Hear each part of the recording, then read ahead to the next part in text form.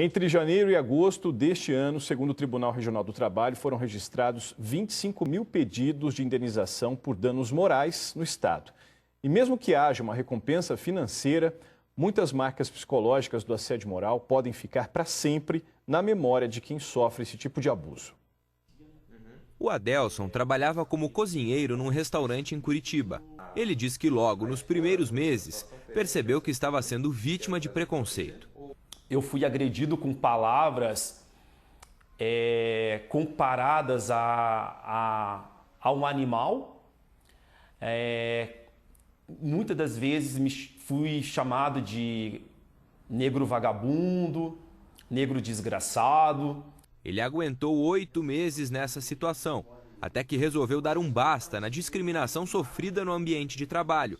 Entrou na justiça com uma ação contra a empresa. Um ano depois, recebeu uma indenização de R$20 mil. Mas até hoje, as ofensas permanecem na memória dele. Eu não esperava que, em pleno século XXI, eu sofresse agressões verbais com palavras preconceituosas referente à minha cor de pele.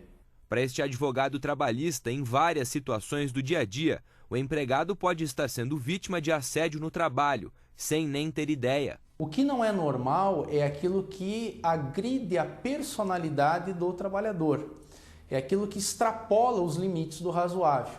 Então, xingamentos, injúrias, situações envolvendo cobranças vexatórias na frente de outros colegas de trabalho, tudo isso pode ensejar uma indenização por danos morais na Justiça do Trabalho. O assédio moral mais comum costuma ser entre o chefe e o subordinado, muitas vezes até como se fosse uma brincadeira. Só que a cobrança excessiva, por exemplo, que extrapola limites, pode deixar marcas que são difíceis de lidar. O Adelson perdeu a vontade de frequentar a faculdade, sair de casa. Este professor de psicologia diz que o assédio moral tem reflexos principalmente na autoestima da pessoa. Então ele começa a desacreditar nele mesmo, desacreditar na capacidade dele, perde estímulo ao trabalho, afeta as suas relações pessoais, familiares até mesmo no trabalho e assim por diante. Hoje, ao olhar para frente, o Adelson quer que casos como o dele não voltem a se repetir. Eu creio que depois dessa situação na qual eu vivi, do que eu passei durante esses meses que eu trabalhei dentro do restaurante, isso sirva de lição para muitos empresários, para muitas pessoas. Pois é, para saber mais sobre esse assunto, como será que esse tipo de abuso fica caracterizado, nós convidamos o desembargador do Tribunal Regional do Trabalho aqui do Paraná, Cássio Colombo Filho, que inclusive acaba de lançar um livro sobre esse assunto, ele que já julgou mais de 20 mil casos sobre essa questão do assédio moral. Bom dia, desembargador, obrigado pela presença. Por que a gente nota que agora esse número de denúncias tem aumentado? Os casos sempre ocorreram, as denúncias que aumentaram agora, ou vamos dizer assim, a percepção da sociedade que mudou também? Eu acho que um pouco de cada, né? Os casos sempre ocorreram, né?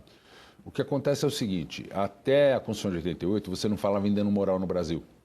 A partir dela, porque tinha-se o conceito seguinte, que as ofensas não deveriam ser reparadas monetariamente, porque isso causaria um enriquecimento sem causa para a pessoa lesada, né? E com a Constituição de 88 isso mudou, mas sabe, demorou para pegar.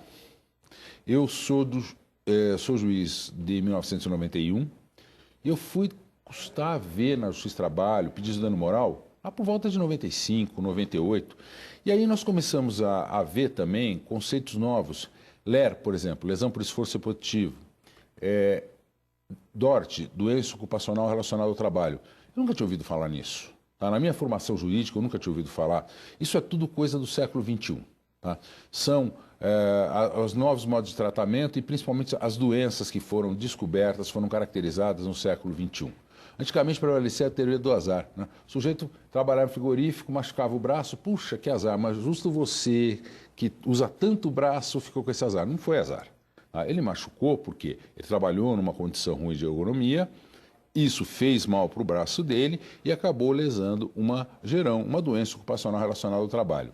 Então, quando você causa um prejuízo a alguém, você tem que pagar não somente os prejuízos materiais, mas também os imateriais. E quais são os imateriais? Os danos morais, os danos estéticos, se quando a pessoa fica com aquela sequela, os danos que nós chamamos de hedonísticos, que são os danos pela perda de qualidade de vida. Você tem que pagar, aí também falam-se em danos existenciais, que é aquele pela impossibilidade de você mudar de um setor para outro, que você perde o seu pertencimento, vamos dizer assim. Tá? Há também danos morais da empresa, sim, porque a empresa ela tem um nome a zelar. Tá? E há ainda os danos morais que são coletivos. E eles podem resultar de um acidente de trabalho, podem resultar de uma prática abusiva, tal como um assédio moral organizacional. Tá? Então, o que mudou na sociedade foi isso, foi a percepção. Um chefe que ontem era um sujeito rigoroso, hoje pode ser considerado um criminoso. Inclusive, tinha gente que se achava no direito de ficar cantando, né, as empregadas na empresa. Tinha chefe que se achava nesse dia, simplesmente porque era chefe. Hoje esse cara vai em cana. Porque é inconcebível, assédio sexual é crime, inclusive. Né? Quando, por exemplo, essa situação que o senhor citou aí, quando um chefe assedia moralmente um funcionário, uma funcionária, ele pode responder criminalmente por isso também, ou apenas a empresa é que pode ter a imputação, vamos dizer assim, do assédio moral? Ele propriamente também pode ser acusado por isso? Pois é. É o seguinte, o meu livro, ele não é um livro de direito de trabalho. Ele é um livro de, na verdade, responsabilidade civil aplicada às relações de trabalho. Isso aqui é direito civil, muito obrigado, muito bem lembrado. E aqui eu falo sobre direito civil e sobre direito penal. Veja, quem pratica o dano fica obrigado a reparar. O que acontece é o seguinte, tem uma regra no Código Civil, segundo a qual o preponente é responsável pelos atos do preposto. Então, se você fizer uma bobagem aqui dentro, o dono da RPC vai responder. Mas ele não te impede de, amanhã, na hora que ele for chamado a responder, ele te chama, vem junto, Soler, você também vai ter que pagar aqui isso aqui. É a responsabilidade solidária que você disse? Isso, tá? Seria haver responsabilidade solidária. E aí ele cobra a sua parte. Além disso, tá? Se você realmente praticou um ato considerado delituoso, então você, por exemplo, tratou mal alguém, xingou o sujeito lá de modo racista, isso é crime, tá? Sim, você aí não tem nem como prender um prédio, né? Então, quem será o que vai responder o processo criminal e até, eventualmente, uma consequência de perda de liberdade será o praticante do assédio, da ofensa. Agora, uma característica é o seguinte, hoje nós temos esse número é um pouco inflado, não porque não seja verdadeiro, não é isso, é porque a gente percebe que tem muita gente que, por aquele mero aborrecimento, o sujeito teve uma briga com o chefe na hora do despedimento, ou teve um desentendimento lá atrás, tá? E vem pedir o assédio moral. Tá? O dano moral, ou vem dizer que houve assédio moral. Não, o assédio moral, para ele ocorrer, ele tem que ser reiterado, ele tem que ser contínuo. Lógico, pode ocorrer de uma vez só, num fato muito grave, que inclusive culmine com um despedimento, pode ocorrer. Mas, normalmente, ele vem por gotas, sabe? Ele não vem de uma enxurrada assim, tá? Ele é uma situação paulatina, por isso que é muito infame, inclusive, a conduta. Então, você começa a controlar, você só pode ir no banheiro 2 vezes por dia, 5 minutos em cada uma. Você só pode sair aqui na hora que eu quiser, só pode almoçar na hora que eu deixo você almoçar, e se eu não deixar, você não vai almoçar. Estabelecimento de metas abusivas, chamar pessoas por apelidos. Né? Isso sabe? E, por incrível que pareça, eu fiz o seguinte, nesse livro eu procurei fazer, o problema é ético. Né? Isso que nós estamos conversando é ética no trabalho. Perceba, o que é ser ético? Ser ético, em princípio, é ser bonzinho, cumprir tudo, mas isso é muito subjetivo. Então, o que eu fiz? Eu peguei uma norma regulamentadora do Ministério do Trabalho que fala sobre operadores de telemarketing, que fala sobre ergonomia, porque ergonomia é meio ambiente de trabalho. E dessa norma eu extraí de 13 mandamentos da ética.